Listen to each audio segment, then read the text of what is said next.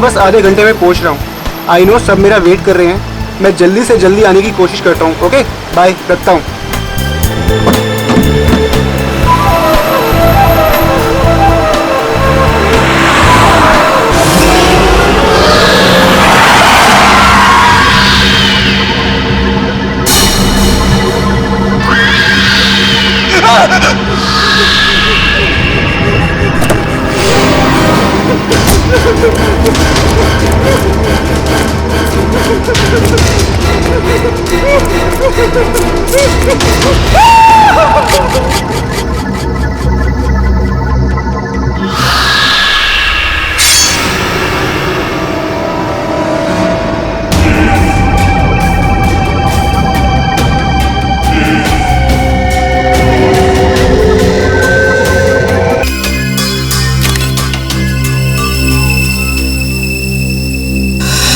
जतिन नाम है इसका, केबल ऑपरेटर है ये। सर लगता है कहीं जा रहा होगा और रास्ते में ये सब हो गया।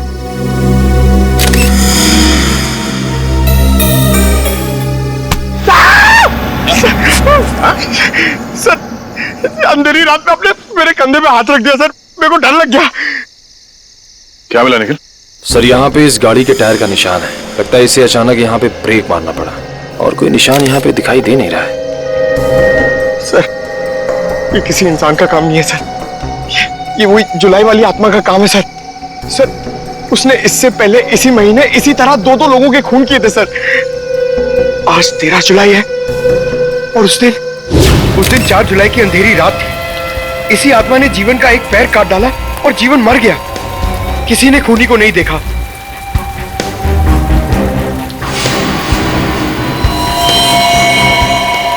बेचारी जीवन की बहन सुनीता और उनके बच्चे, वो कैसे काटेंगे जिंदगी उनके बिना।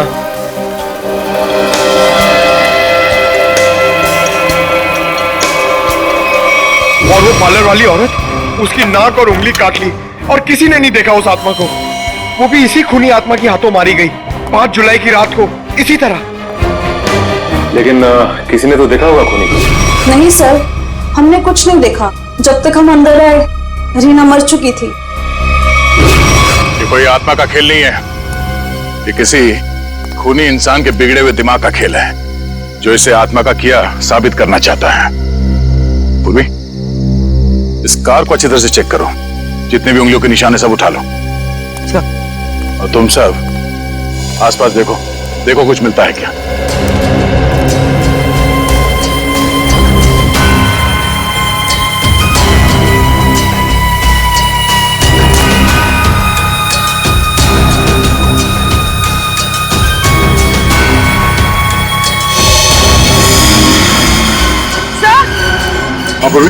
सर ये देखिए, विंडशील्ड पर हथेलियों के निशान है, वो भी उल्टे। सर लगता है कोई उल्टा लटक के इस पे अटैक करने की कोशिश कर रहा था, तभी ये घबरा गया होगा और इसने अचानक ब्रेक मार दिया। और सर जतिन अपने आप को बचाने की कोशिश कर रहा होगा, इतने में खूनी ने अपना काम कर दिया। हो सकता है।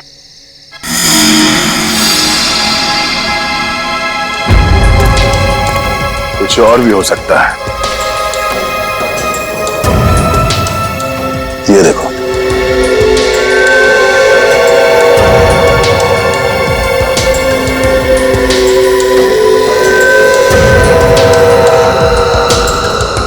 नंगे पांव के निशान जंगल की तरफ जा रहे हैं। विक्रम, लाश को फोरेंसिक लैब भेजने का इंतजाम करो। तब तक हम जंगल में जाके देखते हैं ये खूनी कहां गया है। चलो।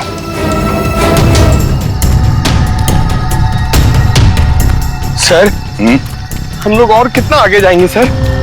जहां तक सुराग नहीं मिल जाते वहां तक। सर अगर यहाँ सुराग हो ही नहीं तो? और अगर सुराग यहीं पे हो तो? हाँ? पूर्वी, तुम इस तरफ देखना।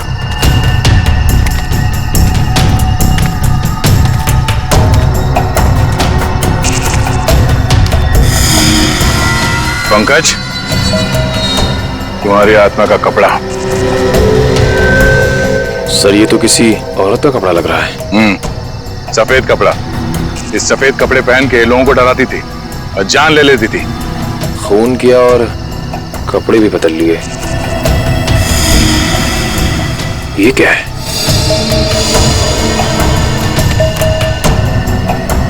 अरे ये क्या, मरा हुआ चूहा? अरे चूहा नहीं है पंकज, विग है। सर शायद उसी खूनी औरत का होगा। सर, ये देखिए, लगता है खूनी ने अपने खून भरे हाथ पहुंच कर ये कपड़ा यहां फेंक दिया। गुनहगार कितना भी होशियार क्यों ना हो, कोई ना कोई गलती जरूर करता है। सबूत छुपाने के चक्कर में सबूत ही छोड़ गया। जिस तरह से खून हुए उसे देखकर तो लगता है कि खूनी कोई एक ही है। पहले उसने उन तीनों को चाकू से मारा और फिर उनके शरीर का एक एक हिस्सा काट लिया। इन सबको देखकर लगता है कि उसके मन में बहुत नफरत भरी थी इन तीनों के खिलाफ। पहले उसने जीवन का पैर काटा, फिर रीना की नाक और हाथ की उंगली, और अब ये केबल ऑपरेटर जतिन, उसका तो हाथ ही काट लिया। और सर, तीनों को इसी महीने में मारा है, जुलाई में। जरूर इसके पीछे कोई बहुत बड़ा राज है। और सर, इन तीनों मरने वालों के बीच में कोई संबंध भी तो नहीं है। ऐसा कैसे हो सकता है काविन? कुछ ना कुछ तो संबंध जरूर है इन तीनों के बीच में। और सर, जिस तरीके से खून किया है, खूनी बहुत ताकतवर है। हाँ, और बहरूपिया, खूनी बहरूपिया है। औरत बनकर खून कर रहा है वो, औरत बनकर। याद है ना, उस जंगल में हमें औरत के कपड़े मिले और विग भी। काविन, ये विग ही हमें उस खूनी तक पहुंचाएगा, ये विग ही पहुंचाएगा हमें। बस पता लगाना पड़ेगा ये विग कहां से खरीदा गया था और किसने खरीदा था। Yes sir. रेडी? इस यतिन के घर जाके उसके घर वालों से मिलो, उनसे बातचीत करो, पता लगाओ कि और कौन कौन जानता था जतिन के खंडाला ट्रिप के बारे में। हाँ साळुंखे,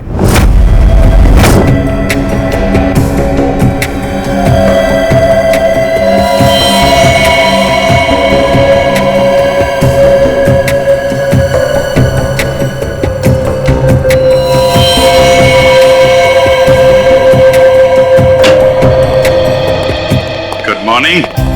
गुड मॉर्निंग। आपको भी good morning sir. Good morning. तो ये जतिन की लाश देख के कुछ पता चला घाव के बारे में? हाँ,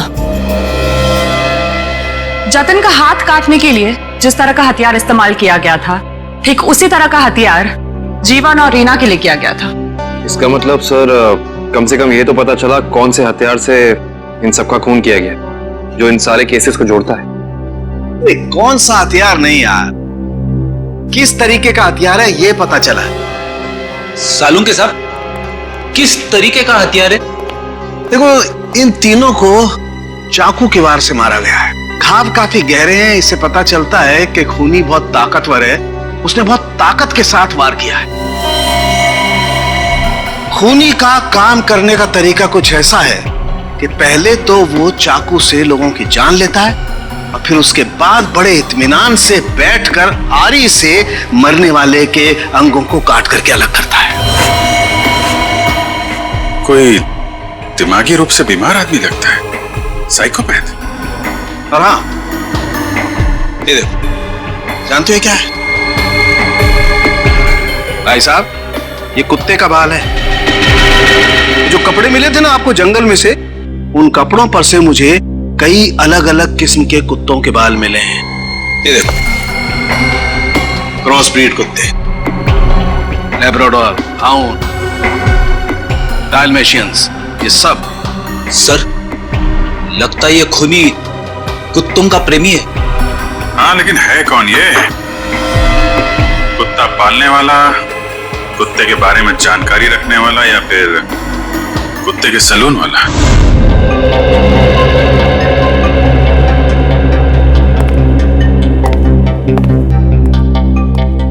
मैं और क्या बताऊं सर, मुझे तो विश्वास ही नहीं हो रहा है कि जतिन भैया को कोई क्यों मारना चाहेगा। वो एक सीधे साधे आदमी थे, अपने केबल नेटवर्क के बिजनेस के अलावा उनको फुर्सत ही नहीं थी कि वो किसी और विषय में सोचे। अच्छा, आपके अलावा और कौन जानता था कि जतिन खंडाला जाने वाले? खंडाला जाने के प्लान के बारे में तो उन्होंने मुझे अचानक ही बताया था, और मुझे नहीं लगता कि किसी और को भी उन्होंने इस बारे में बताया होगा। फोन पे किसी से बातचीत कर रहे हो, कुछ सुना हो? नहीं नहीं, फोन पे नहीं। हाँ श्रेया, सर इधर। क्या मिला? सर ये देखिए, लगता है जतिन के जो जो जरूरी काम थे या जो काम बाकी थे, रिमाइंडर्स के तौर पे उसने इस नक्शे पे सारी पर्चियां बना ली थी ताकि कुछ छूटे नहीं। 11 जुलाई पेमेंट कलेक्ट करना है, एक्सरे करवाना है, डॉक्टर के साथ मीटिंग, इलेक्ट्रिशियन 10 जुलाई। 10 जुलाई को तो जतिन की मौत हुई थी ना? हाँ सर। 10 जुलाई 67 के सैंड बिल्डिंग का केबल कनेक्शन काटना है, पेमेंट बाकी है। सर शायद ये जतिन उस रात आखिरी बार इस फ्लैट वाले से मिला था। 678 के सैंड बिल्डिंग में चलते हैं, कुछ ना कुछ जरूर पता चलेगा इसके बारे में। सेठ जी, सीआईडी वाले आपसे मिलने आए। कही क्या बात है? ये विग आपके यहाँ बनवाई गई थी?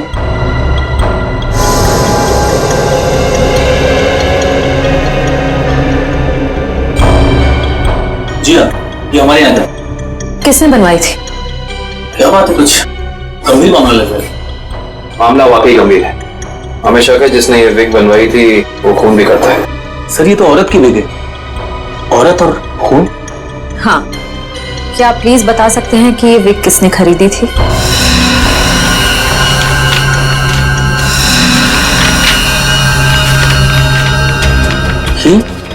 क्या हुआ? सर ये खूनी नहीं हो सकती सर। ये खूनी हो सकती है या नहीं वो हम तय करेंगे। लाइए। क्या वजह? गोकुल धाम की दया में। अरे भाई साहब, आप थोड़े भाव तो आवाज भी कीजिए। हमारी सोसाइटी में सुनीता आती है ना, वो तो हमेशा आवाज भी भाव ही लेती है। वो हमारी फैमिली सब्जी वाली है? अरे भाई बस आपका नहीं और मेरा नहीं, इससे 25 रुपए रखो। अरे बहन जी, इतना तो मुझे घर में पड़ता है। हाँ तो ये भी मुझे घर में ही लेके जाना है। अरे मेरे कहने का मतलब इतनी तो मेरी खरीद पड़ती है। गोकुल धाम सोसाइटी से पता कर लिया है, कहीं आइए भाजी खरीदते। अरे लेकिन उसे ब्यूरो कैसे लेके जाएंगे? विक के बारे में बता के सर। विक के बारे में? अरे नहीं, गुस्सा हो जाएगी। एक काम करते, ये उसी में वो गरबा वरबा की बातें बता कर ना उसे मना देते हैं। वैसे भी हम दोनों को वो भाई मानती है ना। हाँ ले जाओ, सब ले जाओ, सब ले जाओ, सब फ्री में लेके जाओ।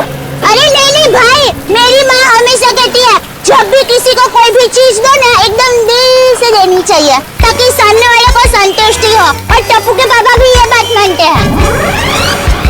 अरे बहन जी, मैं मानता हूँ कि ग्राहक भगवान होता है, उसकी इज्जत करनी चाहिए, लेकिन मैं ये सब्जी पे फ्री में नहीं दे सकता, मैं लुट जाऊंगा। अच्छा चलो भाई, बस ठीक है, आप जितने कहते हो ना इतने पैसे दूंगी बस। धन्यवाद बहन जी, धन्यवाद। बस सुनिए, मुझे वो धनिया और मिर्ची मुफ्त में चाहिए। चलो ठीक है, देता हूँ मैं। लीजिए बहन जी, ये लीजिए। पैसे आ गए, आप तो कमाल करते हैं भाई।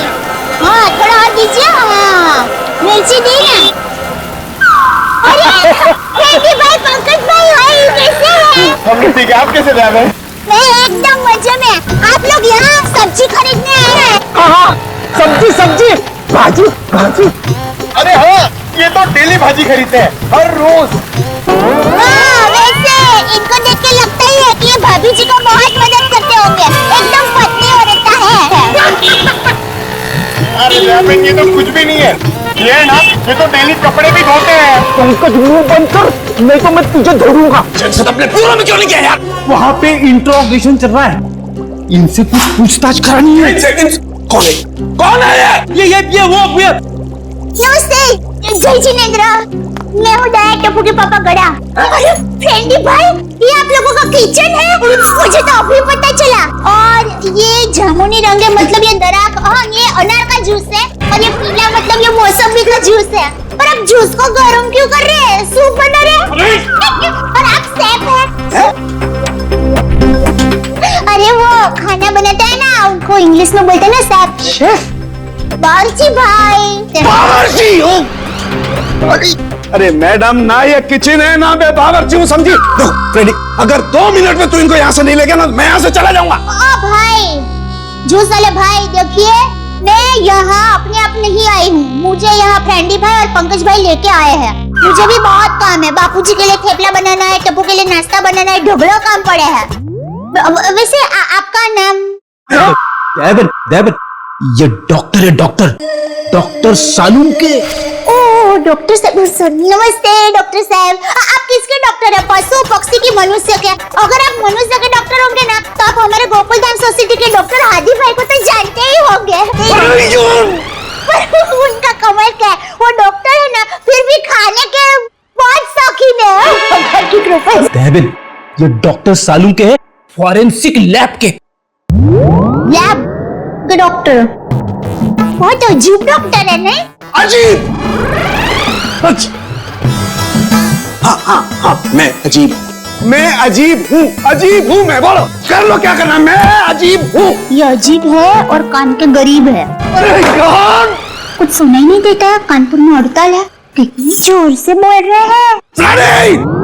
और डॉक्टर साहब, सॉरी माफ करना, छोटी मुंह बड़ी बात कर रही हूँ। मैं देख रही हूँ आप कब से फ्रेंडी भाई को डांट रहे हैं। आपको कोई बोलने वाला नहीं है, इसलिए अगर आप ज्यादा डांटेंगे ना, तो मैं पमरुदन साहब है ना, उनको बोल दूंगी। किसको बोल देगी? पमरुदन? Sorry sir, ACP Pradyuman sir. ACP? ये एसीपी का क्या है ना? हाँ, बोल दो, जाकर के एसीपी को बोल दो, मैं डरता नहीं हूँ एसीपी से, अंडरस्टैंड?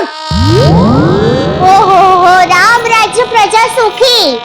भाई साहब, ये बेचारे फ्रेंडी भाई गरबा सीखने की कोशिश कर रहे हैं, मेहनत कर रहे हैं, आप उनको डांट रहे हैं। और ये भाई है कि यहाँ पर आराम कर रहे हैं, आप इनको कुछ नहीं कह रहे हैं, और ये बेचारे फ्रेंडी भाई को डांट रहे हैं। बहन, हमें ऑर्डर नहीं है। यहाँ पे जो सोता है ना, वो सोता ही रहता है। अरे पर दिन में कोई कैसे सो सकता है? सेहत के लिए अच्छा नहीं होता है। और साहब, आप तो डॉक्टर है, आप इनको समझाइए, उठाइए जरा। दिन में सोना ठीक नहीं है ना? नहीं, गलत बात है ना? अच्छा। हाँ, तो एक काम करो, आप जाकर के इनको उठा दो। भाई, लगता है गुजराती नहीं है। हाँ, गुजराती नहीं। उठाओ भाई, उठिए, चलिए, उठिए, दिनचर्या शुरू कर दीजिए, दिन शुरू हो गया है। उठाओ। हाँ, उठाओ।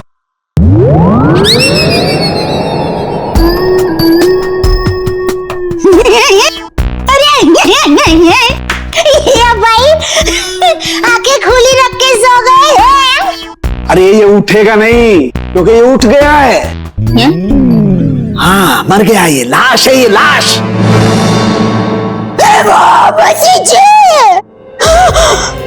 भाई, रहने दो, ये तो संसार का नियम है। जो एक बार आया है उसे जाना भी है। अरे तो यार, इन्हें भी जाना है, इन्हें भी ले जा यार, तू ले जा इन्हें, ले जा।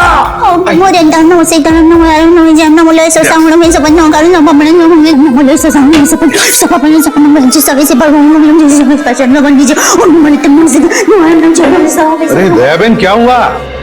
भगवान की सालूम के ने कुछ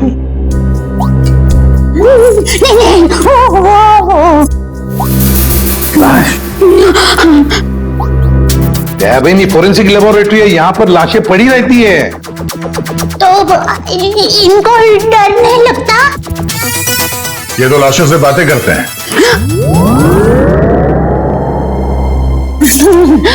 दरअसल हमने आपको यहाँ ये विग दिखाने के लिए बुलाया।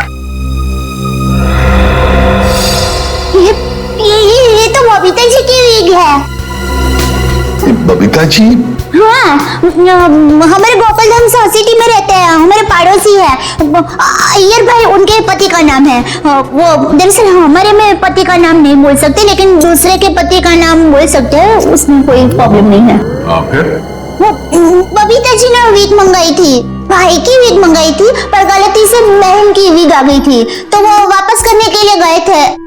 लेकिन आपके पास ये वीक कैसे आई? हम बबीता जी से पूछ लेंगे। हाँ, आइए, घबराइए मत, आइए।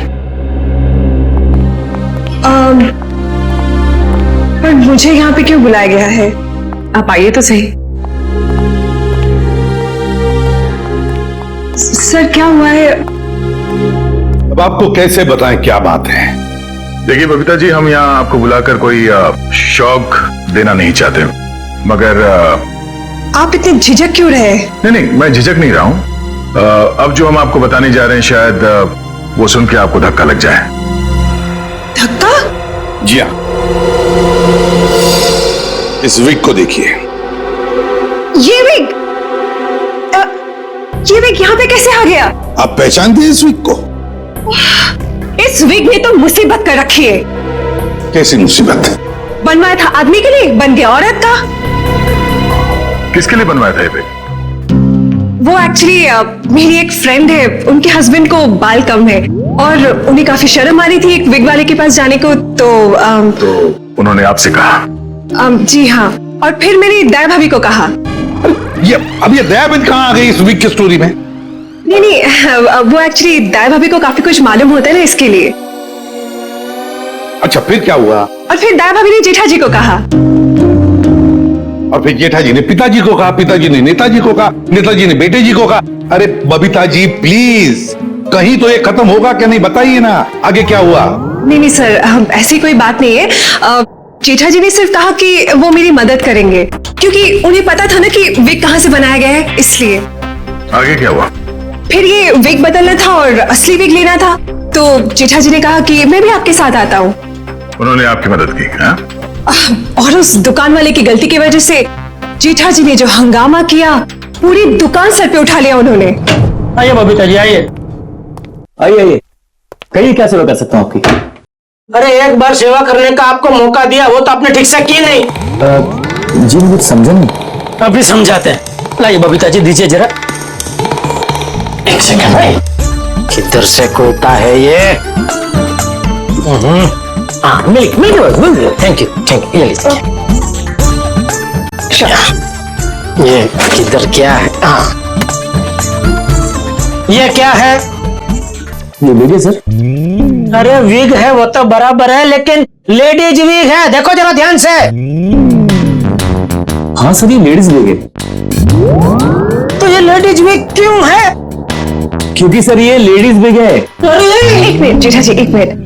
देखिए भाई साहब, हमने एक जेंट्स विग का ऑर्डर दिया था और ये गलती से लेडीज विग आ गया है, सो आप कुछ इसका। वाह वाह बबीता जी, अब कितनी अच्छी हैं आप, इतनी अच्छी क्यों हैं? इनकी वजह से आपको इतनी तकलीफ हुई, फिर भी आप इनके साथ कितनी नम्रता से बात कर रहे हैं।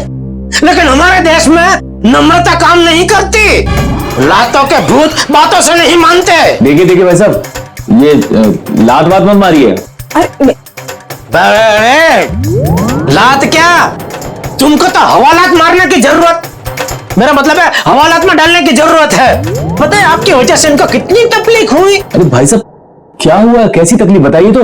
अच्छा बताते हैं।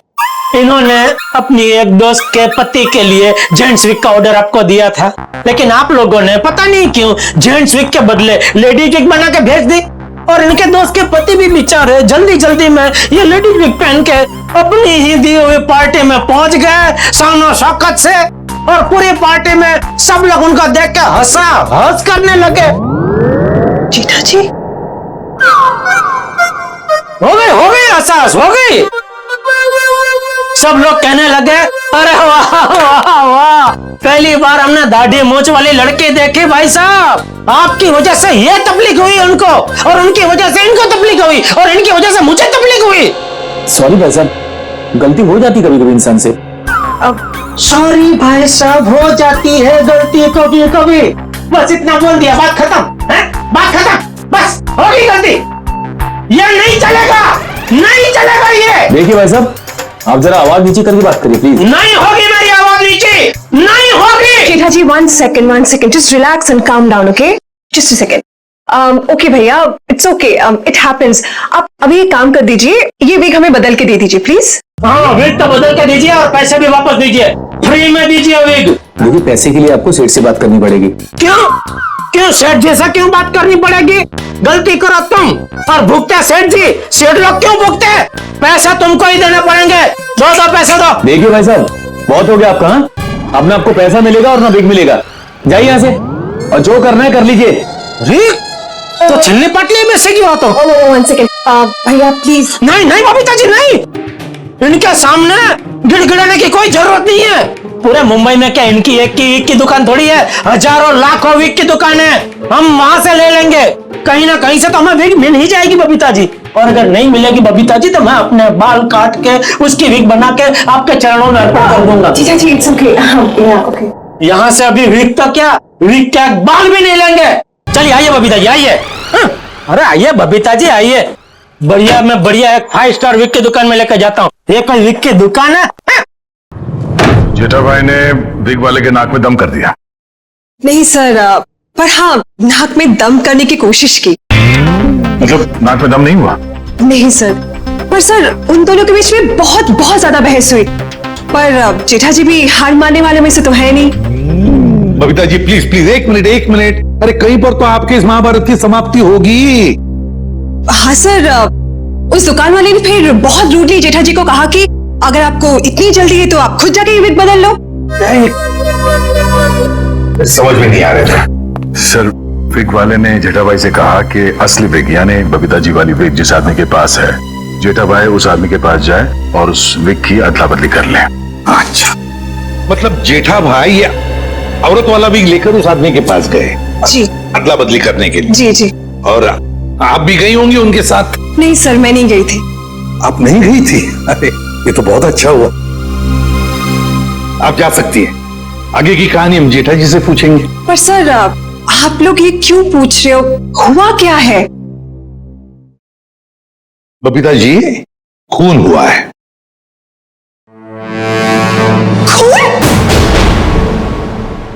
जरा इस पर्ची पे देखिए, ये आपके लिए तो नहीं लिखा कहीं?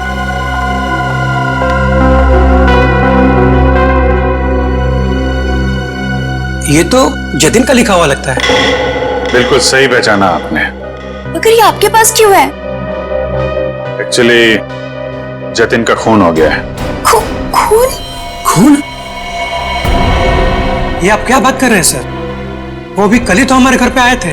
और कल ही खंडाला रोड पर उनका खून हो गया, आपके घर से निकलने के बाद। कहीं आप लोग हम पर तो शक नहीं कर रहे? क्या करें, हमारा काम ही कुछ ऐसा है। शक से शुरुआत करते हैं और सबूत तक पहुंचते हैं। लेकिन हम क्यों मारेंगे उनको सर? हाँ, केबल की पेमेंट को लेके थोड़ा झगड़ा हुआ था हमारा, लेकिन क्या हम आपको खूनी दिखाई देते हैं? वो सब छोड़िए, आप ये बताइए कि जतिन यहाँ अकेला आया था या फिर उसके साथ में कोई और भी था? जी नहीं, वो अकेले थे। खंडाला जाने के बारे में कुछ बात कर रहा था वो? हाँ, वो कह रहे थे कि यहाँ से वो खंडाला जा रहा है। ये बात आप दोनों के अलावा और किसी ने सुनी थी? दरवाजे पे खड़े होकर जोर जोर से चिल्ला रहे थे वो। आते जाते ना जाने कितने लोगों ने सुना होगा, हम कैसे बता सकते हैं? ठीक है, अभी हम लोग जा रहे हैं, जरूरत पड़ी तो दोबारा तकलीफ देंगे। सर, ये रीना रहती थी कालीन हाउस में और जतिन रहता था सुपांडी सोसाइटी में। सर, ये जीवन अपनी चचेरी बहन सुनीता और उसके बच्चों के साथ रहता था डायमंड अपार्टमेंट में। और ये तीनों के तीनों एक दूसरे से 1 किलोमीटर के दायरे में रहते थे। सर, लेकिन ये एक संयोग भी तो हो सकता है। कभी संयोग 2 लोगों के साथ हो सकता है, 3 के साथ नहीं। संयोग नहीं तो फिर क्या हो सकता है सर? इसका एक ही मतलब हो सकता है फ्रेडी, खूनी इन तीनों के आसपास ही रहता है। एक बात और है सर, मरने वालों में एक कॉलेज प्रोफेसर है, एक ब्यूटिशियन है और जतिन केबल ऑपरेटर है। ऐसी कौन सी वजह हो सकती है जिस वजह से खूनी ने इन तीनों को अपना शिकार बनाया होगा? फ्रेडी, एक काम करो, रीना के घर से जो फोटोग्राफ्स मिले ना, लेकर आओ। कविन देखो, खूनी ने जीवन और जतिन इन दोनों के शरीर का सिर्फ एक ही हिस्सा काटा है, सिर्फ एक। मगर रीना की नाक भी काटी और उंगली भी काटी। क्यों? Sir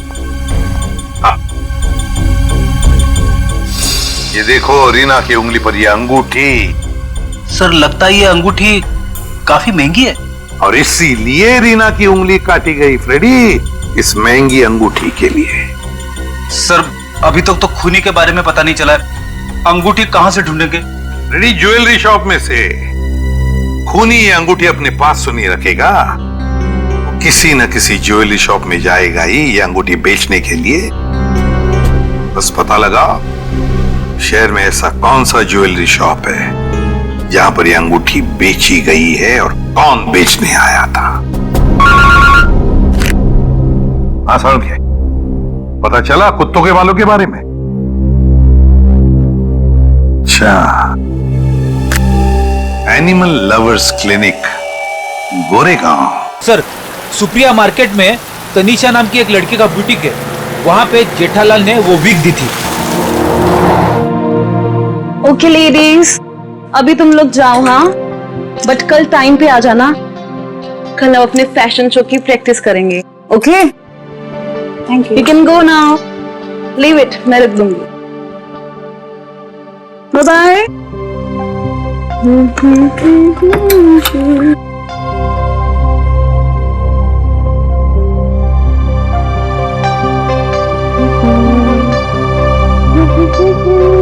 hello lady, bye bye bye bye.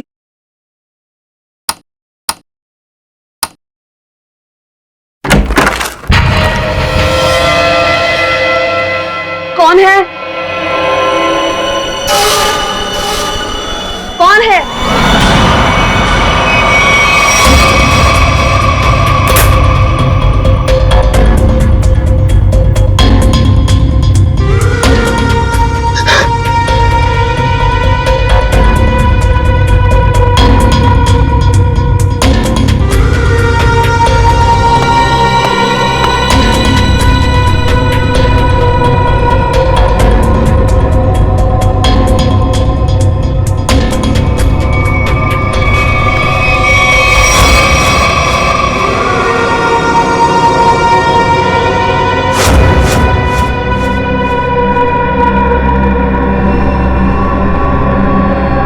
जिसने 3-3 खून किए हैं, उसके कपड़ों से हमें कुछ ऐसे क्रॉस ब्रीड कुत्तों के बाल मिले हैं जिसका डीएनए आपके यहाँ इलाज कराने वाले कुत्तों के डीएनए से मैच करता है।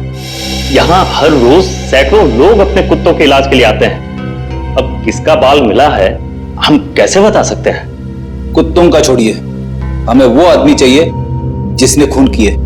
Sir we are dog lovers, कुत्तों से इतना प्यार करते हैं, इंसान को कैसे मार सकते हैं? ये तो फिंगरप्रिंट्स लेने के बाद ही पता चलेगा। फिंगरप्रिंट्स? जी हाँ, जतिन नाम का आदमी जिसका खून हो चुका है, उसकी गाड़ी पर से हमें खूनी के फिंगरप्रिंट्स मिले।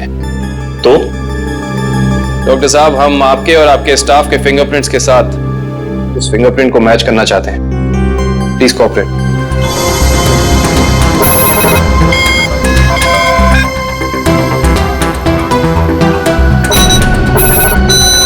आप आइए।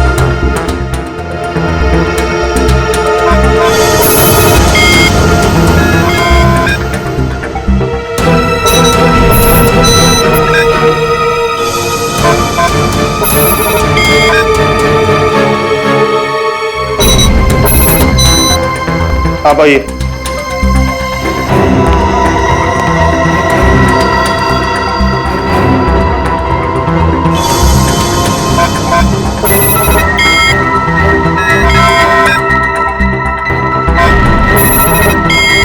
सर इनका भी फिंगरप्रिंट मैच नहीं हुआ। थैंक गॉड, मैं तो डरा हुआ था कि अरे कुछ किया ही नहीं तो डर किस बात का? डॉक्टर साहब, हमें आपकी एक और मदद चाहिए। जी। हमें आपके उन सारे क्लाइंट्स के नाम और पते चाहिए जो अपने क्रॉस ब्रीड कुत्तों को यहाँ आपकी क्लिनिक में इलाज कराने के लिए लाते हैं। श्योर। सर रीना की अंगूठी की डिजाइन हमने सारे ज्वेलर्स को भेजी थी, सिर्फ इस सलोरा ज्वेलर्स ने पहचान की है। और श्रेया, ताज्जुब की बात तो यह है कि एक साधारण सी अंगूठी के लिए खूनी ने रीना की उंगली काट दी। आइए सर, क्या देखना चाहेंगे आप लोग? हम सीआईडी से, हमने ही आपको कॉल किया था। ओह हाँ, आप लोग किसी लड़की की अंगूठी के बारे में जानना चाहते हैं? जी हाँ। इसी डिजाइन की कॉपी हमने आपको भेजी थी और इसी लड़की की वो अंगूठी है, रीना नाम है उसका।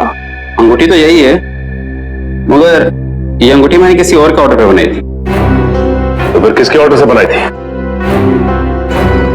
देखिए किसी का खून हुआ है, प्लीज। हाँ बताता हूँ।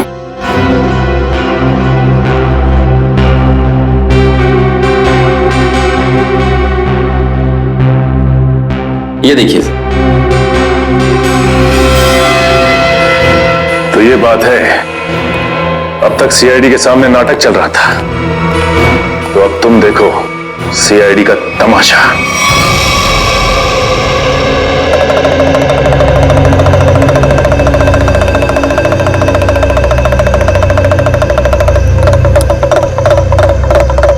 मेहरबान साहिबान कदरदान लाले दी जान, जल्दी आइए जल्दी। आपके सामने एक तमाशा पेश करने वाले हैं हम लोग। एक ऐसा तमाशा जो सच्ची घटना पे आधारित है, एक ऐसा तमाशा जिसे देख के आपके होश उड़ जाएंगे। जल्दी आइए मेहरबान साहिबान। अरे बहनों, भाइयों, दोस्तों, जल्दी आओ। छछूंदर के सिर पे चमेली का तेल, देखो रिश्तों का बनता बिगड़ता खेल। ये क्या है सर? ये आप लोग क्या कर रहे हैं? तमाशा, तमाशा। हम यहाँ आपके सामने एक तमाशा लेकर आए हैं। अच्छा लगे तो ताली बजाना, और पसंद ना आए तो जोरदार ताली बजाना, लेकिन ताली जरूर बजाना। तालियां।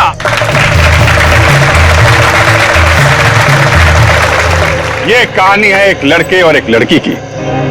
लड़का लड़की से बेहद प्यार करता था। ए लड़की,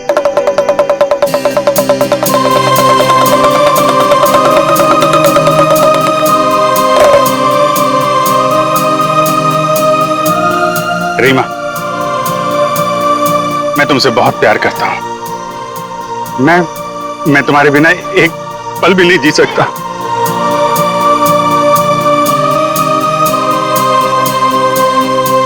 सच्ची? मुझे कसम से मेरा प्यार सच्चा है, जैसे चकोर चांद से करता है, झरना नदी से करता है, और खुशबू फूल से करती है। और ये फूल तुम्हारे लिए, इसमें मेरा दिल है। क्या तुम मुझसे शादी करोगी?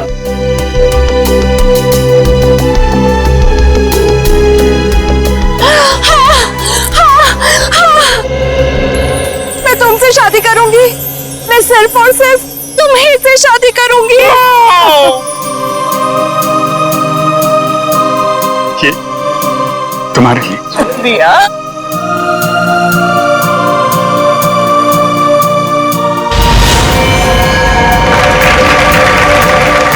लेकिन मेहरबान कदरदान साहिबान लाले दी जान, जिस लड़के की शादी होने वाली थी उसकी एक बहन भी थी। बहन, शुरू हो जाओ।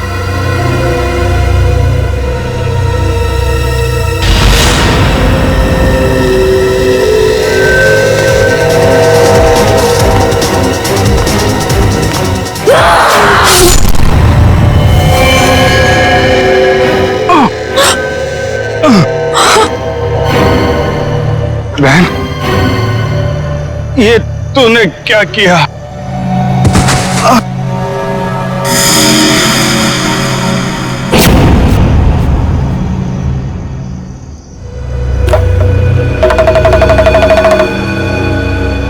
मेहरबान साहिबान कदरदान, भाई को मारने के बाद भी बहन रुकी नहीं, उसने उसकी मंगेतर का भी खून कर दिया।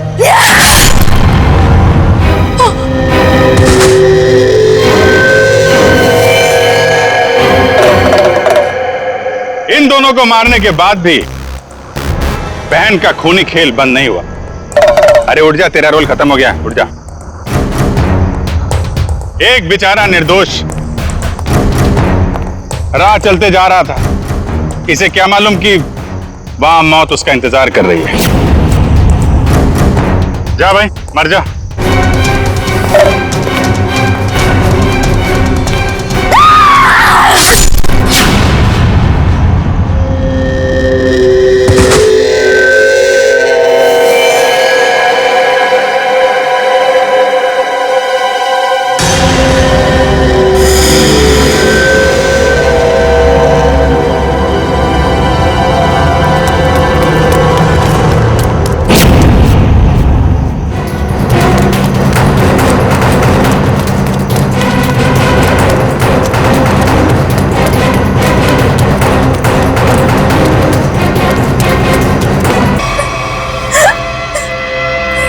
बताती हूँ, सब सच बताती हूँ। मैंने ही अपने चचेरे भाई और उसकी मंगेतर रीना का खून कर दिया, क्योंकि वो दोनों मुझे अपने घर से निकाल देना चाहते थे। मैंने जो कुछ भी किया अपने बच्चों के लिए किया। रीना मुझसे कई बार कह चुकी थी कि जब उसकी शादी जीवन से हो जाएगी तो मुझे जीवन का घर छोड़ना पड़ेगा। अपने बच्चों को लेकर कहाँ जाती? मैं एक तलाकशुदा औरत हूँ और ज्यादा पढ़ी लिखी भी नहीं हूँ, इसलिए मैंने सोचा कि तुम दोनों को अपने रास्ते से हटा देती हूँ, और मैंने वो ही किया।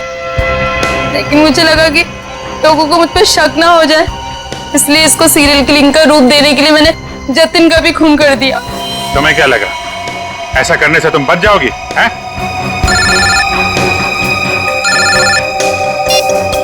Hello, yes sir. हाँ सर। एएलसी क्लिनिक में तनीषा के साथ तुम ही जाती थी ना?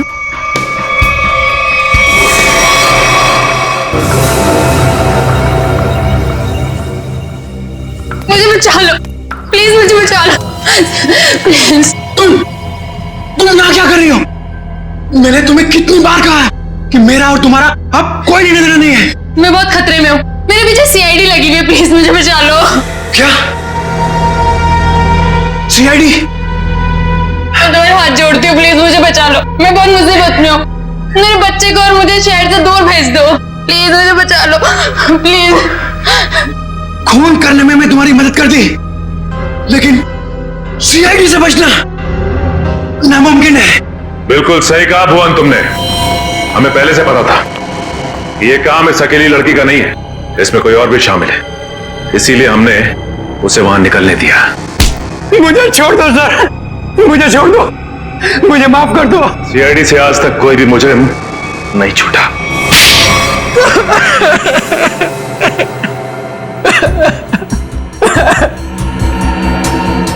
सर, मैं ये मजबूरी में कर रहा था, मेरे पास और कोई चारा नहीं था। ये मुझे ब्लैकमेल कर रही थी। मैं जिस कंपनी में एमडी था, सुनीता वहां क्लर्क के तौर पर काम कर रही थी। उसने मुझे कंपनी के 5 करोड़ रुपए गबन करते पकड़ लिया था। इसके पास मेरे खिलाफ पक्के सबूत थे। ये मुझे आसानी से 15 साल के लिए जेल भिजवा सकती थी। मैंने इसे रुपए देने चाहे, मगर इसने खून में मदद करने की शर्त रखी। या तो मैं इसकी मदद करता या जेल जाके मैं अपनी और महक की जिंदगी बर्बाद कर देता।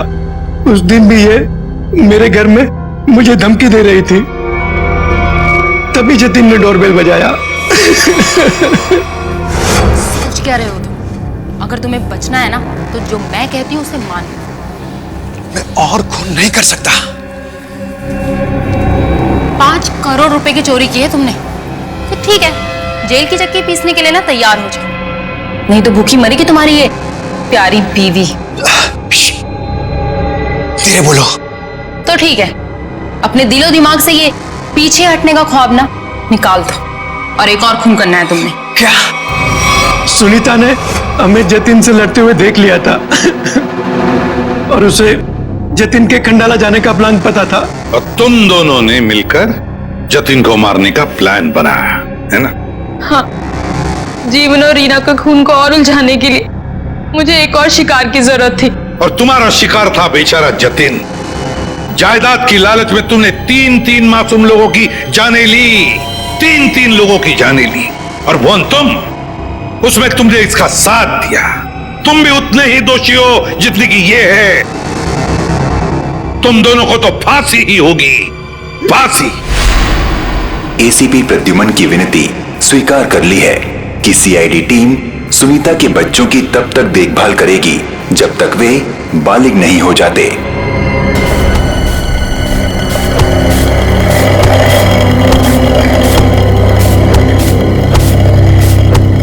चलो चलो जल्दी जल्दी हाथ चलाओ, अगर शाम तक ग्राहक को सामान नहीं मिला ना तो बहुत बड़ा नुकसान हो जाएगा। हमारा हाथ है जन्ना जी, कोई मशीन नहीं, जितना समय लगता है उतना तो लगेगा ही ना। खूब बहाने समझती हूँ मैं तुम लोगों के। चलो जल्दी जल्दी करो। सोहन भाई साहब, सोहन भाई साहब, क्या हुआ आपको? कौन मारा आपको? कौन मारा आपको?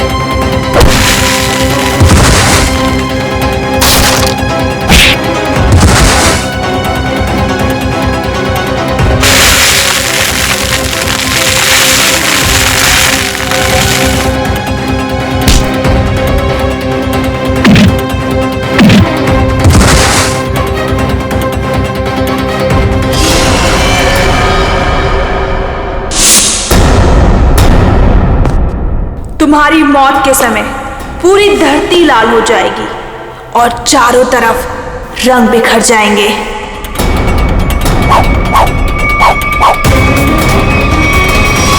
ये सोहन भाई से मारेगी। अरे कुछ सीआईडी को फोन करो, जल्दी जाओ।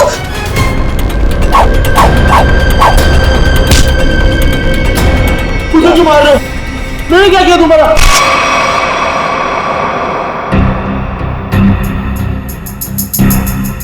किसी तेज हथियार से वार किया गया है। सर, आसपास कोई हथियार नहीं मिला सर। सर हथियार उस तरफ भी नहीं मिला।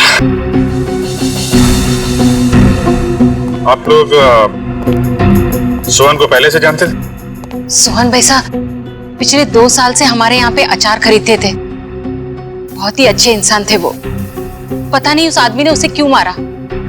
आप लोगों ने खूनी का चेहरा देखा था? नहीं, उनके चेहरे पे कपड़ा था। अच्छा, ये सोहन रहता कहाँ आप लोगों को मालूम है? सर वो बसरा नगर में रहता था। उसके घर वालों को बता दिया है इस हादसे के बारे में। अच्छा,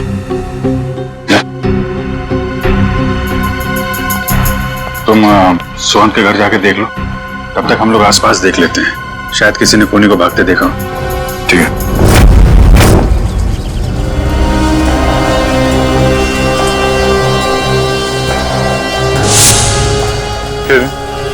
यहाँ पे 1:30 बजे के करीब किसी आदमी को भागते हुए देखा था क्या? उसने जैकेट पहनी हुई थी और हुड से चेहरा ढका हुआ था। हाँ साहब, उस आदमी की तो यहाँ पर हाथापाई भी हुई थी। हाथापाई? जी हाँ। किसके साथ?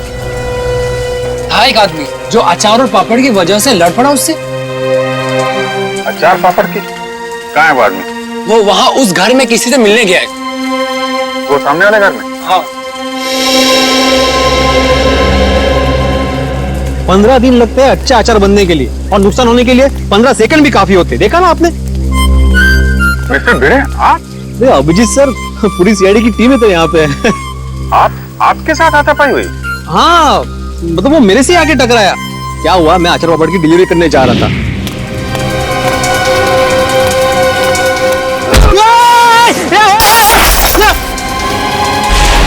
अरे मेरा अचार पापड़, भागता किधर है?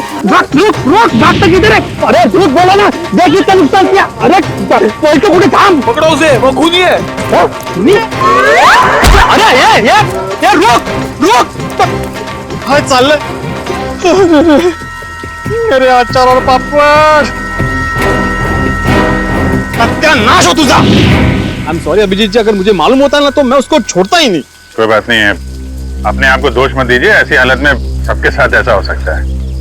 आप एक बात बताइए, उसके बारे में कोई खास चीज, आई मीन कद काठी कैसी थी उसकी, कोई भी पिक्यूलियर चीज, कोई खास चीज आपको याद है?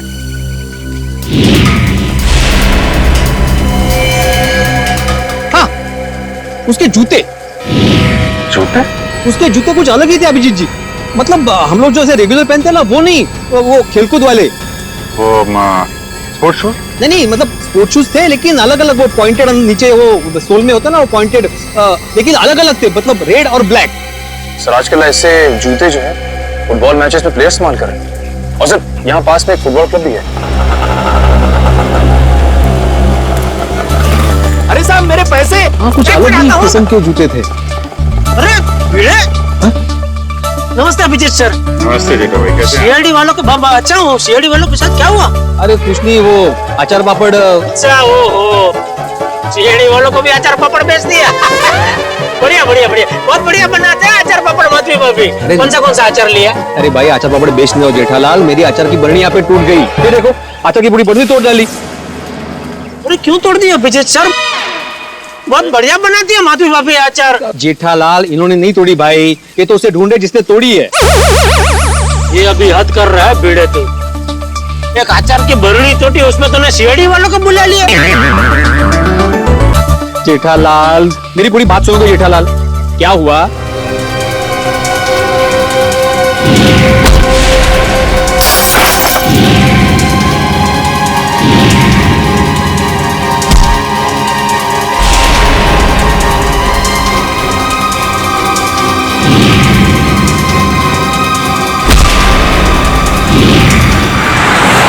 ऐसा सब हुआ। ये बाप रे, तो किसका खून किसका किया उसने? एक मिनट जेठा भाई, ऐसा है एक बार ये केस सॉल्व हो जाए फिर मिस्टर भिड़े आपको आराम से बैठ के सारी बात बताएंगे, ठीक है? अभी हम चलें थोड़ा? जी जी, भिड़े कुछ काम हो तो फोन करना, मैं आ जाऊंगा। हाँ हाँ मैं बोल दूंगा। अच्छा जेठा भाई, वो उस दिन खाना बहुत अच्छा था। अरे तो आइए ना, कभी भी घर आइए, मजा आएगा। बैठ के 2 3 यार 4 यार सब मिल के खाना खाते हैं। माधवी भाभी के हाथ का अचार और दया बहन का खाना।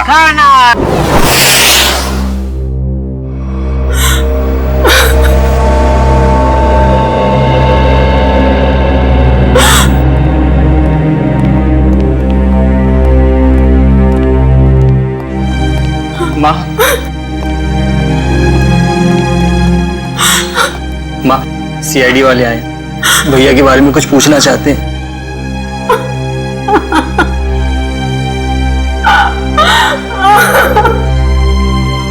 माँ जी,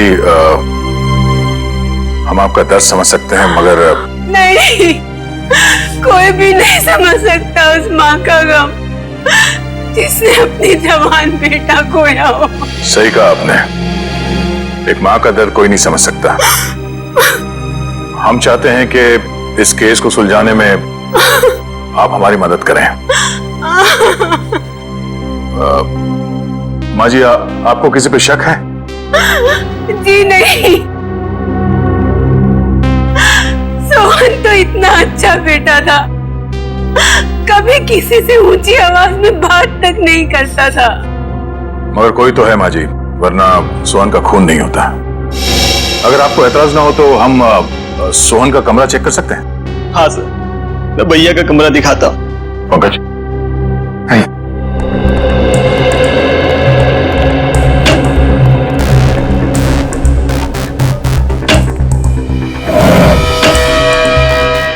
माँ जी, पिछले कुछ दिनों में आपको सोहन के बर्ताव में कुछ बदलाव नजर आया?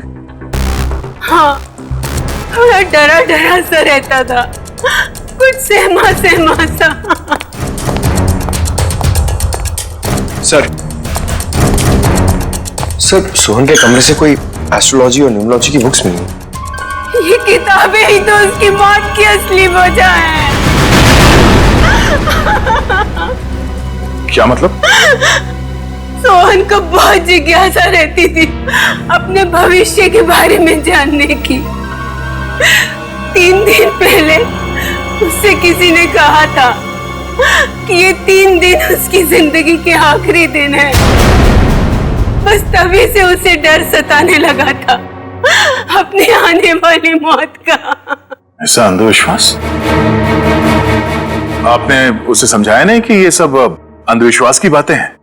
समझाया था मैंने, पर उसकी आंखों पर तो इन बातों की पट्टी बंधी हुई थी। वो बोला कि मेरी मौत के समय धरती लाल हो जाएगी, चारों तरफ रंग बिखर जाएंगे। और ये भविष्यवाणी सच हो गई सर। सोहन के साथ ऐसा सब कुछ होने वाला है, ये किसने बताया उसे? Tarot card reader Vishakha Sulekha ने। Tarot card reader Vishakha Sulekha? Abhijeet साहब, ये समाज की बड़ी दुर्गति होती जा रही है। मतलब अच्छे अच्छे घरों के लड़के खेलने के बजाय जुर्म कर रहे, खून कर रहे। मिस्टर भिड़े, ये किसी किताब में नहीं लिखा कि अच्छे घरों के लड़के खूनी नहीं हो सकते। खूनी कोई भी हो सकता है, लेकिन जब तक सीआईडी है और आप जैसे बहादुर लोग हैं, जीत हमारी होगी। आपको वाकई लगता है कि मैं बहादुर हूँ? अरे आप बहुत बहादुर हैं मिस्टर भिड़े। खूनी की पहचान करने आए, ये कोई छोटा मोटा काम नहीं है। अच्छे नागरिक का फर्ज निभाया आपने। एक्सक्यूज मी, आप इस क्लब के फुटबॉल कोच हैं? जी हाँ, कहिए। देखिए, हम लोग सीआईडी से हैं और कुछ जानकारी चाहिए थी आपसे। बोलिए। अरे उससे मैं कैसे छोड़ता अभिजीत साहब, उसने कितना नुकसान किया है मेरा। मेरी अचार की बोतल तोड़ दी, पापड़ पूरे बिखेर दिए मेरे। पूरा 1350 रुपए का नुकसान हुआ है मेरा, मालूम है आपको? भले वो खूनी हो या ना हो अभिजीत साहब, लेकिन उसको इस जुर्म के लिए सजा जरूर मिलनी चाहिए। बिल्कुल बिल्कुल, आइए। जी। अभिजीत साहब, ये आदमी तो उस आदमी की तरह बिल्कुल भी नहीं है। नहीं है? नहीं। सर। जी कहिए सर। यहाँ से 3 किलोमीटर दूर एक स्पाइस हाउस नाम का बंगलो है, वहाँ पे एक खून हो गया। खून? वो बंगला जहाँ मिर्ची वगैरह पीसी जाती है? जी हाँ, और खूनी भागते हुए इनसे टकरा गया था। इनका कहना है कि खूनी एक फुटबॉल प्लेयर है। हमारे क्लब का? यहाँ आसपास तो आपका ही क्लब है। जी, मैंने उसके जूते देखे थे। मतलब उसने दोनों पैर में अलग अलग कलर के जूते पहने थे, जैसे आजकल नहीं फुटबॉल पैर पहनते हैं अलग अलग कलर के जूते, वैसे पहने थे। हो सकता है वो आम इंसान हो और उसने फुटबॉल वाले जूते पहने हो। फुटबॉल वाले जूते पहन के कोई खून करने जाएगा, ऐसा लगता तो थोड़ा मुश्किल है। आपके क्लब में 1-1:30 बजे के बीच में प्रैक्टिस हो रही थी? सर 1 बजे तक तो प्रैक्टिस चलती है, उसके बाद में 1 घंटे का ब्रेक था। 1 बजे के बाद ब्रेक? खून भी 1 से 1:30 के बीच में हुआ है। यहाँ पे कितने लोग प्रैक्टिस कर रहे थे? मुझे सबकी लिस्ट चाहिए। ओके सर, आप मुझे आधा घंटा दीजिए, मैं सारे प्लेयर्स को यहाँ इकट्ठा कर देता हूँ। ठीक है, और सुनिए, किसी को बताइएगा मत कि सीआईडी वाले पूछ रहे थे। Okay sir. एक्सक्यूज मी, मैं आत्माराम तुकाराम भिड़े, मतलब गोरेगांव ईस्ट में गोकुलम सोसाइटी है, वहाँ का मैं एकमेव सेक्रेटरी हूँ। मुझे आपसे एक बात पूछनी थी, मैं पूछ सकता हूँ? पूछिए। आपका जो फुटबॉल क्लब है उसकी मेंबरशिप क्या है? मतलब एक्चुअली मैं ज्वाइन करना चाहता हूँ, मैं मेरे साथ 10-12 और लोगों को ज्वाइन करा सकता हूँ, इसलिए मतलब मैं पूरी सोसाइटी को ज्वाइन कराना चाहता हूँ। तो आप मुझे बताएंगे? एक बार ये सीआईडी वाला मामला निपट जाइए, उसके बाद में बताइए, चलेगा ना? हाँ श्योर, थैंक यू, मैं बताता हूँ। Thank you. गोकुल धाम वालों की खूबसूरती उनके सादगी में ही है।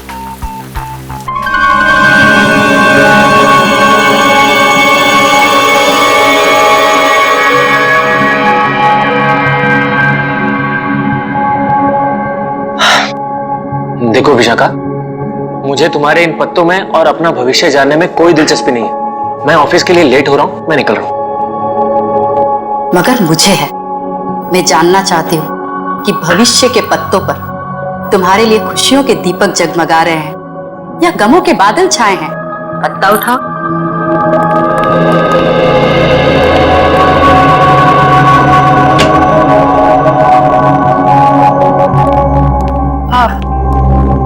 आप लोग कौन हैं? बिना अपॉइंटमेंट के अंदर कैसे आ गए? हम सीआईडी से। सीआईडी? ये जानकर अच्छा लगा कि देश की सीआईडी भी मेरी विद्या और कला पर अपना विश्वास रखती है। देखिए वो बात नहीं है, हम लोग यहाँ वो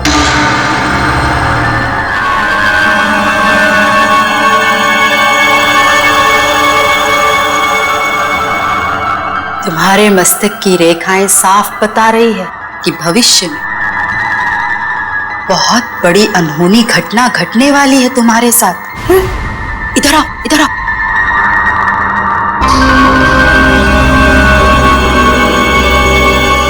इसमें से एक कार्ड निकालो।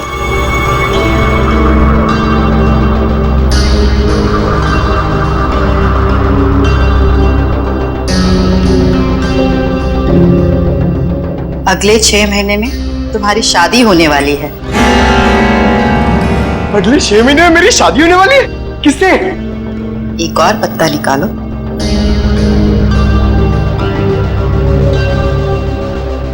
विशाखा, मुझे ऑफिस के लिए लेट हो रहा है, मैं निकल रहा हूँ। डिस्टर्ब मत करो, मेरा ध्यान टूट रहा है।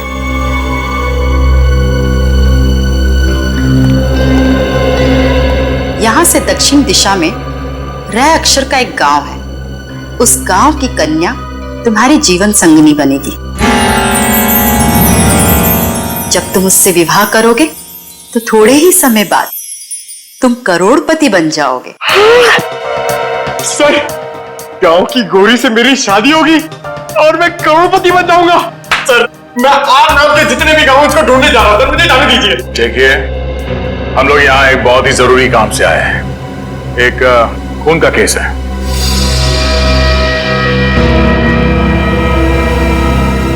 खून? किसका खून? किसका? सोहन का खून। जब इसकी मौत होगी धरती लाल हो जाएगी, चारों तरफ रंग बिखरेंगे। यही भविष्यवाणी की थी ना आपने इसके लिए? हा? मेरी भविष्यवाणी सच हो गई? आपको हैरानी हो रही है?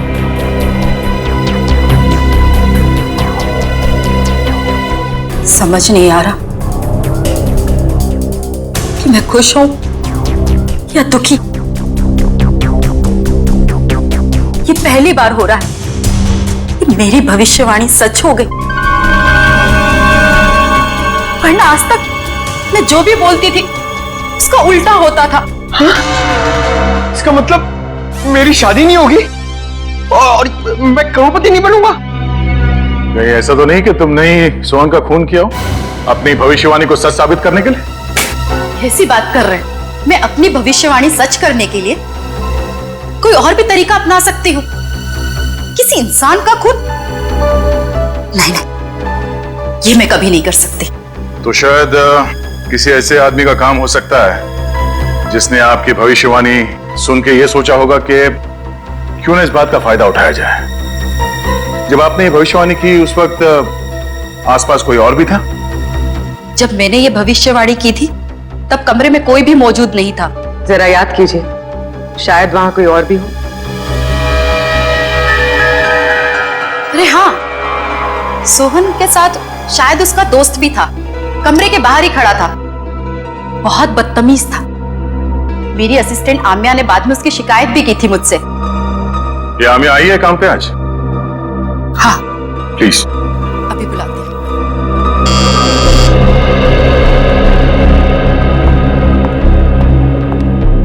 Yes madam. आम्या, ये सीआईडी ऑफिसर है।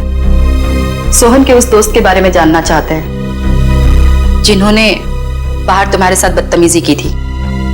मैडम, आपने इतनी छोटी सी बात के लिए सीआईडी को बुला लिया? नहीं, हमारे यहाँ आने की वजह वो नहीं है। सोहन का खून हो गया और वो भी ठीक उसी तरह से जैसे इन्होंने भविष्यवाणी की थी। सर, हो सकता है सोहन का खून उसी के दोस्त ने किया हो। आम्या, क्या नाम बताया था उसका? मैम, वो हाँ, शशांक। शशांक ने ही खून किया होगा क्योंकि मैंने उसे किसी से फोन पे बात करते हुए सुना था। वो कोई शेयर्स खरीदने और बेचने की बात कर रहा था और उसने ये भी कहा था कि ये बात सोहन को नहीं पता चलनी चाहिए। Very interesting. करण, पता करो ये शेयर ब्रोकर शशांक कहाँ मिलेगा।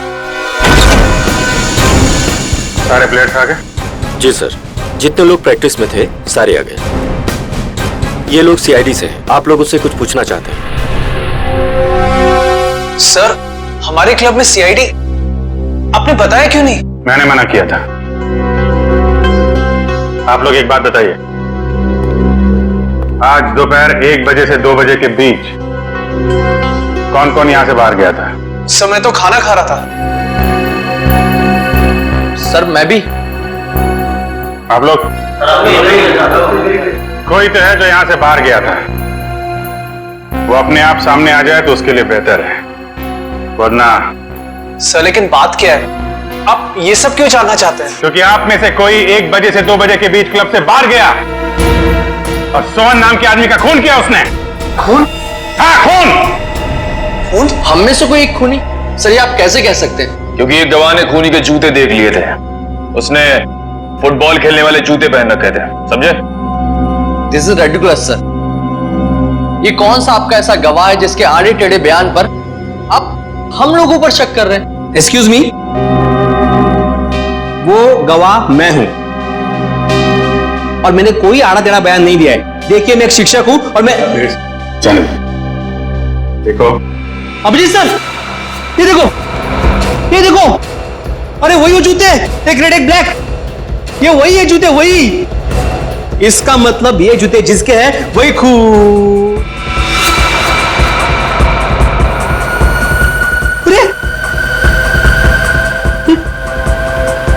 ये भी वैसे ही जूते हैं, रेड एंड ब्लैक। कमाल है।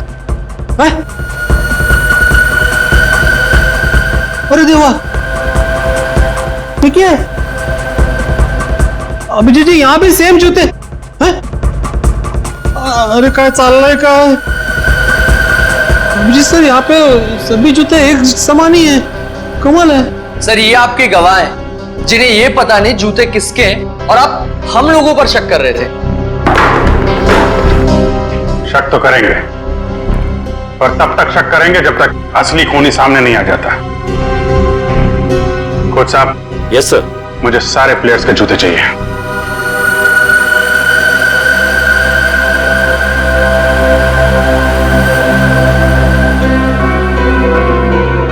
इनमें से अगर कोई जूता बाहर गया है तो इसके नीचे वो मसाले जरूर लगे होंगे जो रोहन की लाश के आसपास बिखरे हुए थे। निखिल, चेक कर लो। So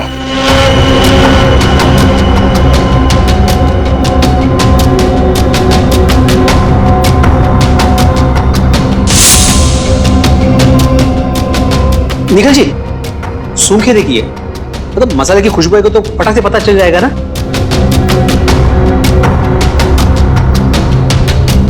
sorry.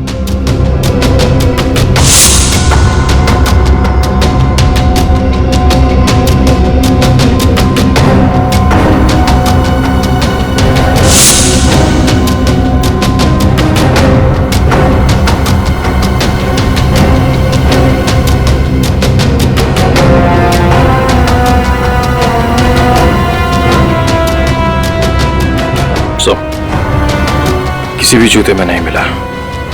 ऐसा कैसे हो सकता है? मिस्टर बे, आपको ठीक से याद है आपने ऐसे ही जूते देखे थे? जी सर, मैं एक शिक्षक हूँ, शिक्षक। मेरी स्मरण शक्ति बहुत तेज है। मैं एक बार कोई चीज देख लूं ना तो मैं भूलता नहीं हूँ। हाँ, ठीक है ठीक है। सगोड़ा साहब, खूनी यहीं का, इसी क्लब का है। सारे प्लेयर्स के जूते यहाँ पे हैं। सर, जितने प्लेयर्स प्रैक्टिस कर रहे थे उनके सारे जूते हैं, सिवाय एक प्लेयर के सर, जो खेल नहीं पाया। कौन है वो? हितेन। उसके जूते कहाँ हैं? सर, लॉकर में।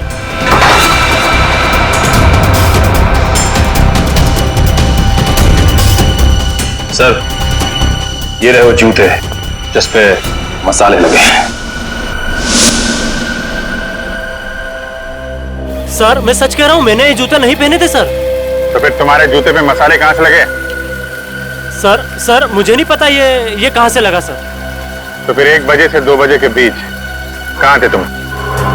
सर, मैच में पाँव में चोट लग गई थी तो मैंने सोचा मैं प्रैक्टिस नहीं करता हूँ, जिम चला जाता हूँ, तो मैं जिम चला गया था सर। अगर आप चाहें तो मेरे फिटनेस इंस्ट्रक्टर से पूछ सकते हैं।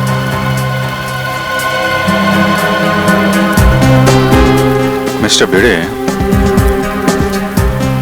क्या लगता है आपको कद काठी से ये हो सकता है? हो भी सकता है और नहीं भी हो सकता। एक मिनट। हाँ भाई साहब, जरा पकड़ेंगे? एक मिनट, एक सेकंड ना प्लीज। अरे भागते किधर है? अरे रुक, मेरा नुकसान कर दिया, रुक। अरे भागते किधर है? अरे रुक,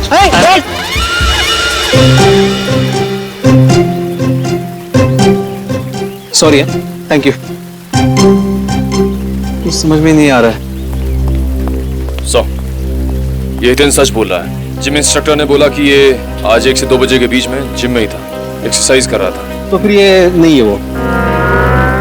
अच्छा ठीक है हितेन, अभी तुम जा सकते हो। जरूरत पड़ी तो तुम्हें फिर बुलाएंगे, हैं? जी सर। आप एक काम करिए। जी सर। जितने भी प्लेयर्स हैं, हाँ, सबको ग्राउंड पे बुलाइए। जी हाँ सर।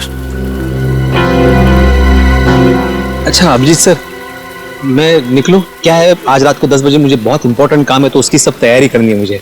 हाँ, अगर मुझे जब भी जरूरत हो मुझे बुला लेना, मैं आ जाऊंगा। सच्चे नागरिक का कर्तव्य होता है ना पुलिस की मदद करना। हाँ? और हाँ, किसी को भी अचार पापड़ चाहिए तो फोन कर देना। Okay, thank you very much. Thank you.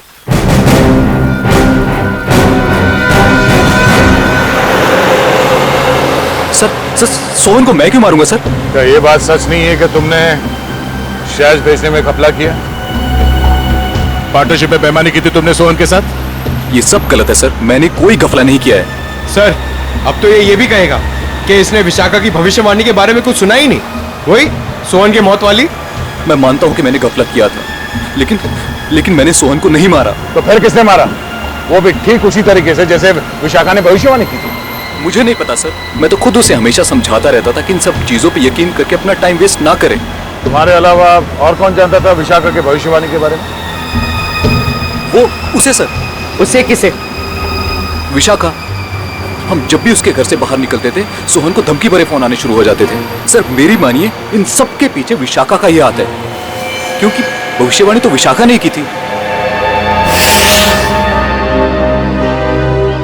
Sir मुझे कुछ समझ में नहीं आ रहा है, आप ये क्यों चाहते हैं हम हितेन के जूते ट्राई करें? क्योंकि खूनी ने हितेन के जूते पहन के जुर्म किया है। जिस किसी को भी हितेन के जूते फिट आएंगे, उसके पैर में जेल की बेड़ियां पड़ेंगी।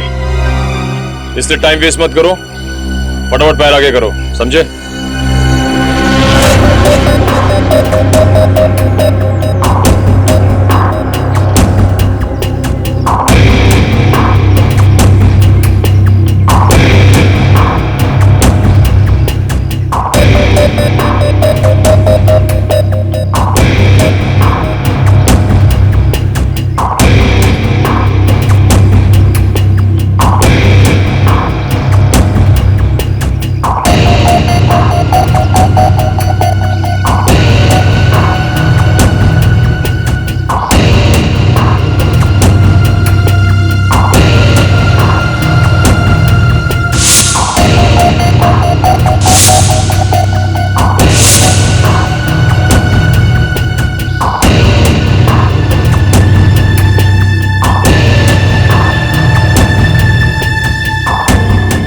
मैं दूसरों के जूते नहीं पहनता।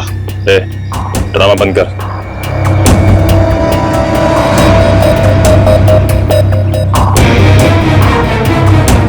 सर नहीं जा रहा है, अब क्यों जबरदस्ती कर रहे हैं?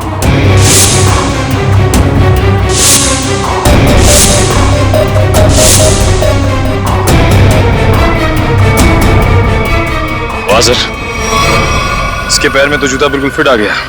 ऐसे लग रहा है जूता हितेन का नहीं, इसका है। क्या मिस्टर आनंद, सच यहाँ बताना है या ब्यूरो में चल के खातिरदारी करवानी है? नहीं सर, नहीं सर, मैंने कुछ नहीं किया सर, मेरी बात मानिए।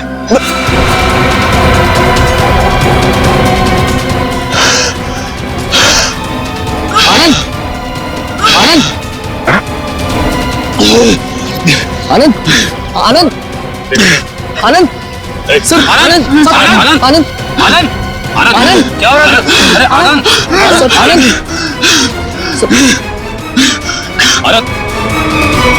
तो इसे कहीं हार्ट अटैक तो नहीं आ गया? लेकिन एक जवान आदमी खिलाड़ी, इसको हार्ट अटैक कैसे आ गया?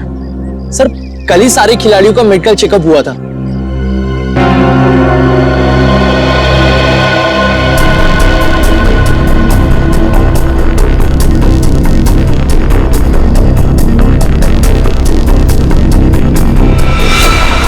सुई या इंजेक्शन का निशान लगता है, मतलब इसे हार्ट अटैक नहीं आया है, ये खून है, खून। सर विश्वास नहीं हो रहा, विशाखा ही सोहन को ब्लैकमेल करती थी सर। सोहन के कॉल रिकॉर्ड से तो यही लगता है। सर कहीं भाग तो नहीं गई?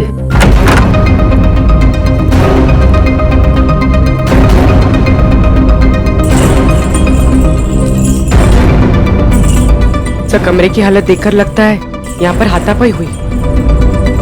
लगता तो कुछ ऐसा ही है।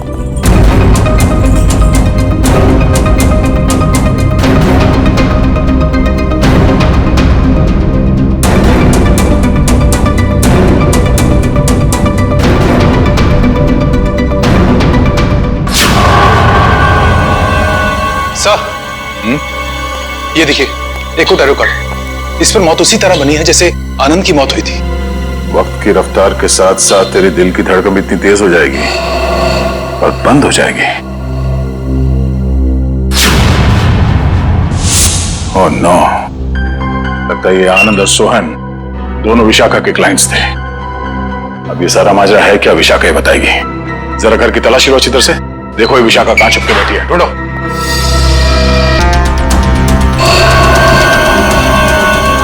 ये क्या है?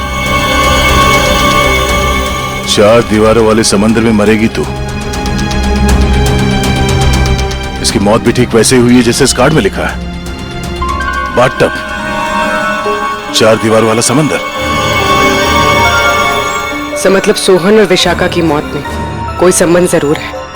तभी तो इन दोनों को टैरो कार्ड के भविष्य के जरिए मारा है, मगर ये केस उल्टा पड़ गया। हम सोच रहे थे कि सोहन की मौत का जिम्मेदार ये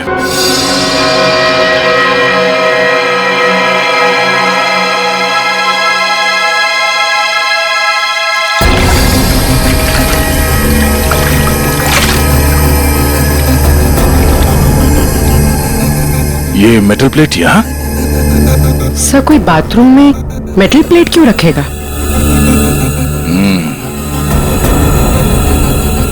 हो सकता है ये मेटल प्लेट यहाँ विशाखा का ना हो, खूनी का हो और गलती से यहाँ गिर गया। तो सोहन और आनंद एक ही स्कूल में पढ़े थे? जी सर, 14 साल पहले की बात है, जब मेरे बेटे सोहन ने इनके बेटे आनंद को एग्जाम के पेपर बेचते हुए पकड़ लिया था और उसने ये बात सबको बता दी थी। उस दिन से उनकी दोस्ती दुश्मनी में बदल गई। क्या वाकई आनंद ने एग्जाम पेपर्स बेचे थे? नहीं सर, वो तो हमेशा यही कहता रहा कि ये उसका काम नहीं है, उसे फंसाया जा रहा है। आप लोगों को अगर लगता है कि इस छोटी सी बात के लिए आनंद सोहन को मार देगा और फिर खुद, नहीं सर, ये नहीं हो सकता।